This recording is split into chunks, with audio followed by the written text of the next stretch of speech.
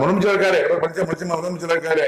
அப்ப முதலமைச்சர் இருக்கிற எடப்பாடி பழனிசாமி குறித்து என்னிடம் கூறிய திருக்க தரிசனங்களை உலக ஜனங்கள் தெரிந்து கொள்ள இப்போது நான் கூறுகிறேன், கேளுங்க. 29/1/2019 என்று என்னிடம் என் தேவனாகிய கர்த்தர் கடவுள் கூறிய திருக்க தரிசனத்தை இப்போ நீங்கள் கேளுங்கள்.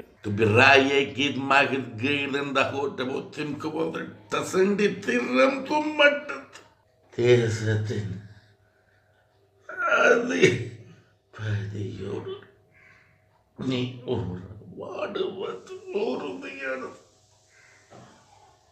அவனுக்கு என்று கொடுக்கப்பட்ட பதவி அவனுக்கு முடிவுக்கு வருகிறது.